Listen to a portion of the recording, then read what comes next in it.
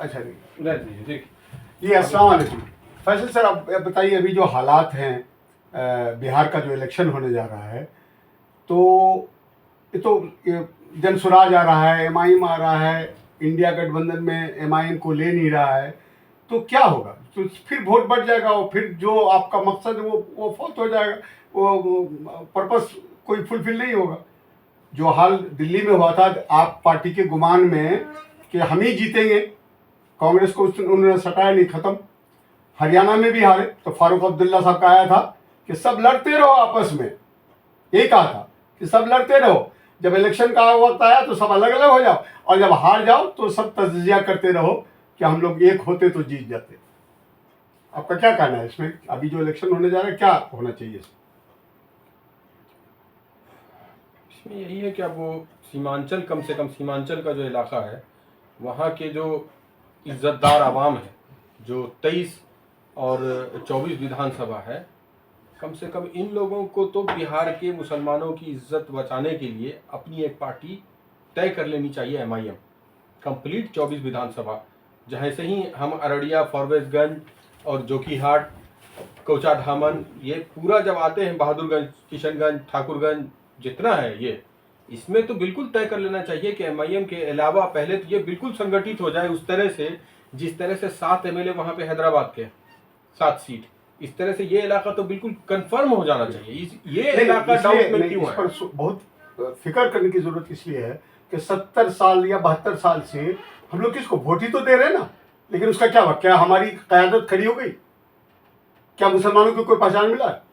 या 17% या 20% अगर आबादी है तो उसके हिसाब से क्या आपके एमएलए या एमपी रहते हैं हर जगह पर? और दूसरा, खुद सीखने का है इनसे, आरजेडी वालों से, कि ये भले किसी भी पार्टी में हो, शायद कांग्रेस में भी 1-2 होंगे, शायद आरजेडी बीजेपी में भी होंगे के लोग यादव, लेकिन यादव का अपना एक घर है, अपनी एक पार्टी है, तो कम से कम वो इलाका 23-24 सीट वाला वो पहले एक अपना घर बना ले, और शुक्र करे कि एक आदमी क़यादत करने के लिए आ रहा है, जो हमारे पास में कैपेसिटी नहीं है, ना पैसे के एतबार से, ना विजन के एतबार से, ना सलाहियत और साफ दिल कोई ऐसा होता कि सब लोग जुड़ जाते, तो ऐसा तो इलाके में कोई नहीं है।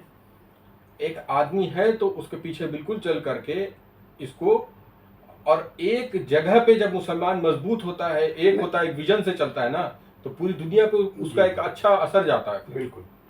ये फैसल आप देखिए, ऐसा नहीं, मुस्लिम लीग केरल में है, क्या वो पूरे नेशनल लेवल पर उसको पहचान मिली? नहीं मिली। यहाँ कौन सी, आसाम में कौन सी पार्टी है? एमआई, किन की पार्टी है वो?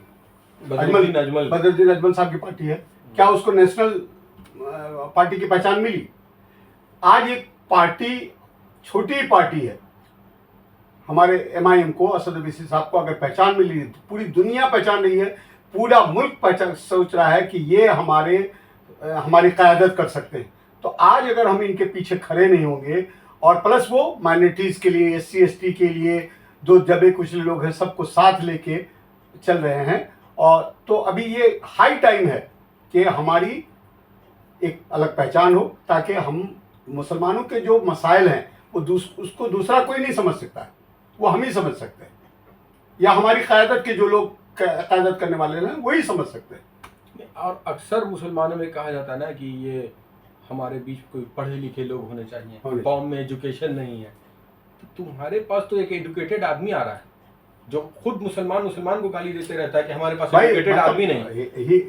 उनको अवार्ड दिया गया है 2 बार बेस्ट पार्लियामेंट्रियन का, वो सलाहियत, बेस्ट पार्लियामेंट्रियन का 2 बार खिताब मिला है। तो ऐसे आदमी को अगर हम आगे नहीं बढ़ाएं और उसकी क़यादत में अगर नहीं चलें, और फिर ये जो इंडिया वाले सोचते रहे हैं, इंडिया गठबंधन वाले, कि इनको सटाएंगे तो हमको टैग लग जाएगा इसका, कम्युनलिज्म का। तुम हो कहाँ? अरे तुमसे हम अपनी हिस्सेदारी मांग रहे हैं, तुमसे भीख नहीं मांग रहे, तुमसे हम भीख नहीं मांग रहे। और इनको अगर मैं चैलेंज करता हूं कि अगर बिहार में एमआईएम को साथ नहीं रखा गया तो इंडिया अलायंस की हार निश्चित है, कोई रोक नहीं सकता है। और एनआरसी की तरह बड़ा बड़ा झटका और नहीं, और सुनिए फैसल साहब, सपोज कीजिए कि हमारी 50 सीट में जीतते हैं, तो हम किसके साथ जाएंगे? जो सेकुलर पार्टी है उसी के साथ में रहेंगे, लेकिन हमारी सीट तभी सुरक्षित हो सकती है जब ये इंडिया अलायंस जो है उसको गठबंधन में शामिल करें। नहीं तो मैक्सिमम हम 5 जगह पर जीतेंगे, 45 जगह पर मेरे वजह से आप हार जाइएगा, तो फिर तो मामला खत्म हो जाएगा। तो इंशाल्लाह अल्लाह बहुत समझ दे लोगों को, क्योंकि ये अब पार्टी का इलेक्शन नहीं, ये वोटर का इलेक्शन है। इस बार वोटर तय करेंगे कि हमको किसको जिताना है। ठीक है, अस्सलाम वालेकुम। चलिए बंद। दूसरा देखिए, 2 टॉपिक लीजिए अभी तुरंत एकदम छोटे।